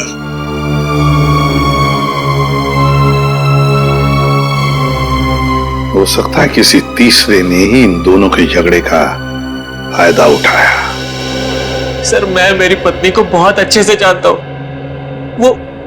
वो भला सोहन को ब्लैकमेल क्यों करेगी सर? तो क्या कोई और इस्तेमाल करता था उनका फोन सोहन को कॉल करने के लिए? सर कोई और कैसे इस्तेमाल कर सकता है? जग्गी जी, ये मोबाइल के कॉल लिस्ट है, ये झूठे नहीं है। इन कॉल रिकॉर्ड्स के मुताबिक इसमें से कई फोन ऐसे टाइम पे हुए जब मैं घर पे था सर मुझे लगता है कि कोई विशाखा को फंसाने की कोशिश कर रहा है। कौन कर सकता है सर? विशाखा जी की किसी के साथ कोई दुश्मनी? हो सकता है सर कि उसका कोई पुराना क्लाइंट हो जो उसकी गलत भविष्यवाणी का बदला लेना चाहता हो, या फिर आमिया। हाँ सर, हाँ आमिया। जिस ढंग से विशाखा जी की मौत हुई है, इसे देखकर लगता नहीं है कि ये सब आमिया अकेली कर सकती है। सोहन जी तो मैडम के पास बहुत पहले से आते थे, मगर आनंद मैडम के क्लाइंट नहीं थे, वो तो उनके फ्रेंड थे। आनंद विशाखा का दोस्त था और सोहन का दुश्मन। अब तीनों मर चुके हैं। मैडम मुझे बहुत डर लग रहा है, कहीं उन्हीं मुझे भी तो। फिक्र मत करो, सीआईडी अब और कोई भी जुर्म होने नहीं देगी। तुम जा सकती हो, जरूरत पड़ी तो हम तुम्हें फिर से बुलाएंगे। Okay madam.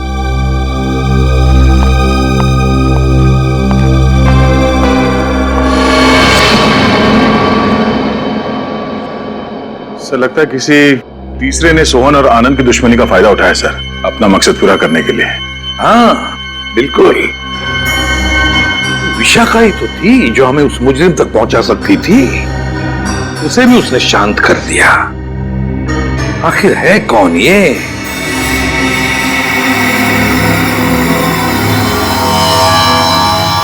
हट्टे कट्टे तंदुरुस्त इंसान का दिल धड़कना अगर बंद कर दे तो उसकी दो ही वजह हो सकती है, या तो कोई लव स्टोरी या फिर से नहीं प्रेम कहानी थी। अच्छा चलिए बताए आनंद की मौत हुई कैसे? वो वीडियो देखो। सर ये देखिए, यहाँ इस जगह मेन आर्टरी ब्लॉक हुई है। तो मतलब इसे दिल की तकलीफ थी? नहीं पंकज, दिल तो इसका एकदम मजबूत था, एकदम तंदुरुस्त। आर्टरीज में किसी किस्म का कोई ब्लॉकेज नहीं था। तो फिर सर इसे दिल का दौरा पड़ा कैसे? क्योंकि इसे इंजेक्शन के जरिए एक ड्रग दी गई थी। ये देखो इंजेक्शन का निशान, और उस ड्रग की वजह से इसे दिल का दौरा पड़ा और इसकी मौत हो गई। मतलब सर इंजेक्शन की वजह से इसे हार्ट अटैक आया? मेडिकल भाषा में इसे एम्बोलिज्म कहते हैं। किसी की ब्लड स्ट्रीम में कोई ब्लड क्लॉट क्रिएट कर देना, एयर बबल बना देना, जिसकी वजह से उसकी आर्टरीज ब्लॉक हो जाती हैं और उसे हार्ट अटैक आता है और उसकी मौत हो जाती है। कौन सा ड्रग सर उनके? मायरॉक्स। मायरॉक्स। और सर खूनी ये बात अच्छी तरह जानता था कि कितनी मात्रा में ये ड्रग देनी है और कितनी देर बाद आनंद की मौत होगी। इतना सब इतनी अच्छी तरह से तो कोई डॉक्टर ही जान सकता है। हाँ, और ये वही डॉक्टर है जिसे आनंद मरने से पहले मिला था। देखिए इस मेटल प्लेट पर ये जो डिजाइन एम्बॉस किया गया है, क्या एक काम आप ही के यहाँ हुआ है? जी हाँ सर। किसने ऑर्डर दिया था इसका? 1 मिनट सर। हाँ।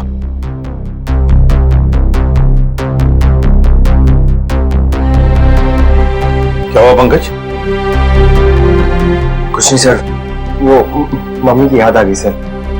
सर मेरी मम्मी का सपना है सर कि मैं इतने मेडल कमाऊं कि उन्हें एक अलमारी खरीदनी पड़े उसे रखने के लिए। दिल लगाकर काम करोगे तो बहुत सारे मेडल्स मिलेंगे, समझे? सर हाँ, ये ऑर्डर तो हमें केपीडी फुटबॉल क्लब के कोच मिस्टर शगोरा ने दिया था। शगोरा? एक मिनट दीजिए। ये लीजिए, अंडरलाइन करे हुए हैं तीनों।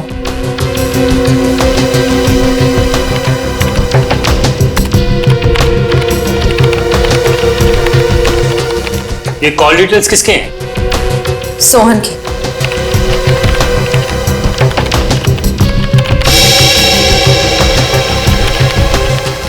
ये नए नंबर्स हैं, हाल ही में इशू हुए हैं। ये तीनों नए नंबर किसके नाम पे रजिस्टर्ड है? ये किसी आम्या के नाम पे रजिस्टर्ड है। आम्या? इसका मतलब वो आम्या थी जो सोहन को फोन कर रही थी, वो भी अलग अलग नंबरों से। इंटरेस्टिंग।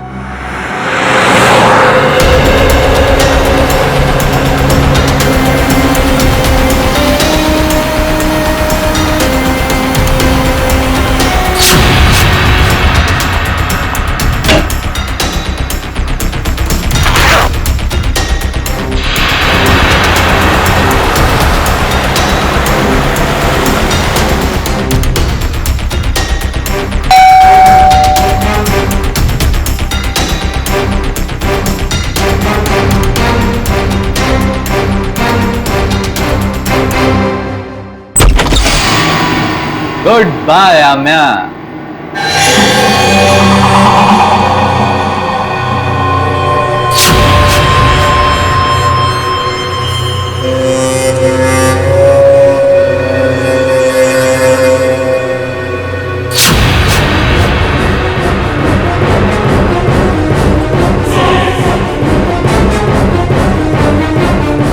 I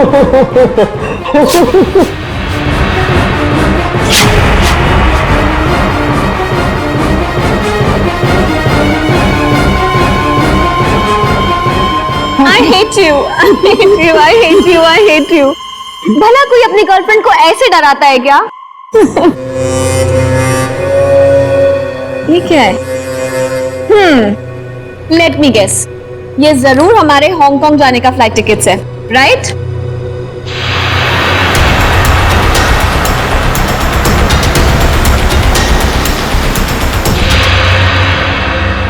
तुम्हारी मौत उसके हाथों लिखी है जो तुम्हारी जिंदगी है।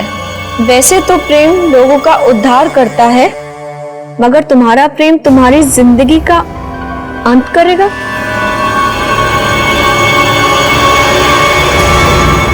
ये क्या है?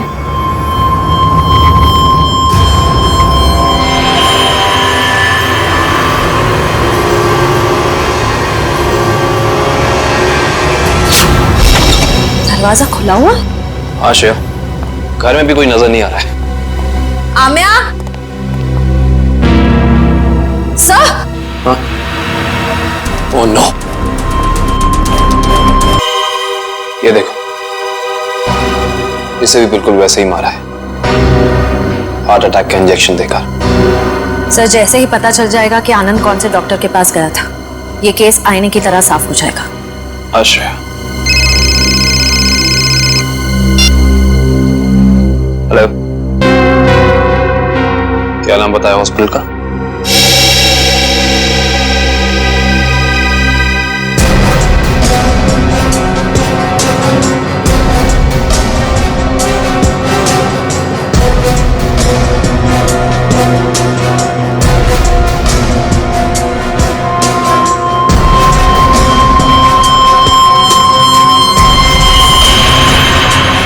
सर, ये देखिए क्या मिला।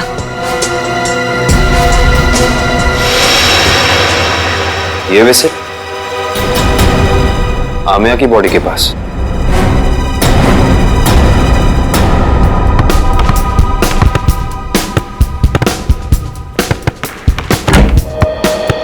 अरे वाह,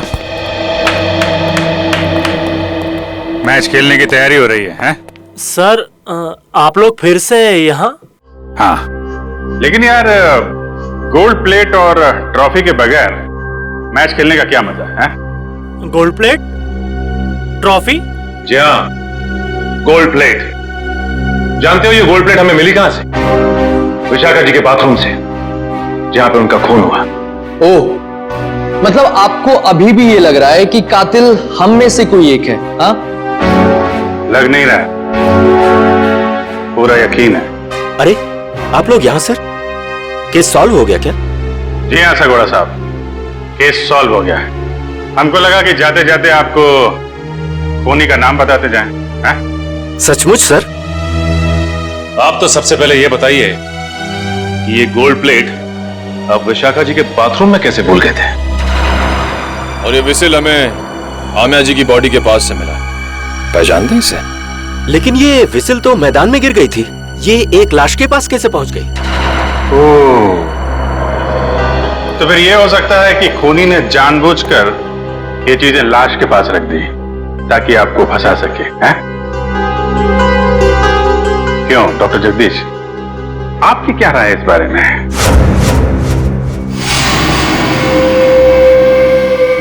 मेरी राय क्या हो सकती है? आप ही यहाँ के प्लेयर्स की फिटनेस की जांच वगैरह करते हैं ना? हाँ। ये बात आपने हमें बताई नहीं कभी। इसमें बताने जैसा क्या है? तो फिर अमिया और आनंद को हार्ट अटैक वाला इंजेक्शन दिया आपने, यही बता देते? देखिए, आप लोग मुझ पर बेबुनियाद इल्जाम लगा रहे हैं, ये बिल्कुल गलत है। हमारे पास सबूत भी और गवाह भी।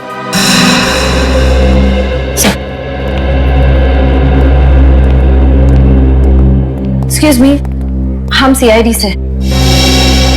क्या आप बता सकती हैं कि आनंद नाम के फुटबॉलर का इलाज किस डॉक्टर ने किया था? एक मिनट। डॉक्टर मीर। हमें डॉक्टर मीर से मिलना है। सर तो छुट्टी पे गए, लेकिन उनकी नर्स से बात करवा सकती हूँ। हाँ प्लीज। हेलो। डॉक्टर मेरे तो आए नहीं थे उस दिन, दूसरे डॉक्टर आए थे जिन्होंने उसे इंजेक्शन दिया था। ईसीजी की तैयारी करो।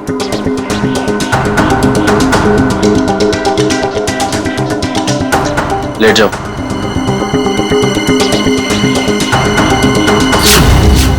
Doctor Jaggi, tarot card reader Vishakha का पति। इंटरेस्टिंग।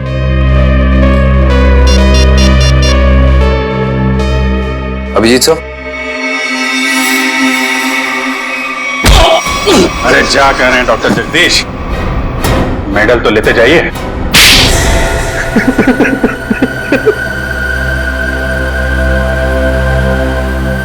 मैं भी उसी स्कूल में पढ़ता था जिसमें सोहन और आनंद पढ़ते थे। वो दोनों बचपन से मेरी बहन को बहुत परेशान करते थे,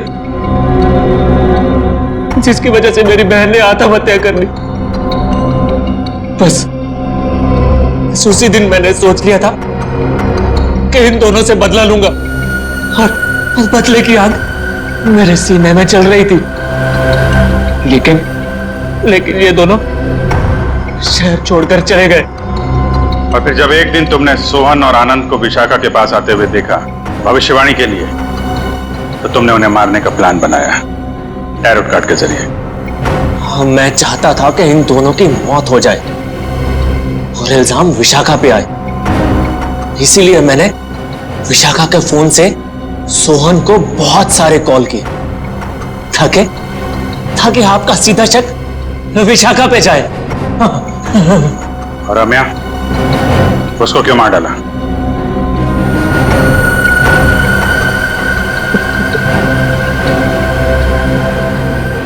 हाँ, मैं से बहुत प्यार करता था मैं। ये सारा मामला सेटल होने के बाद हम दोनों हांगकांग जाने वाले थे, लेकिन जब मुझे लगा कि आमिया के जरिए आप लोग मुझ तक पहुंच जाएंगे, तो मैंने आमिया को भी मार दिया। बदले की आग बुझाने के लिए 4 लोगों का खून किया है तुमने, लेकिन आखिर में मिला क्या?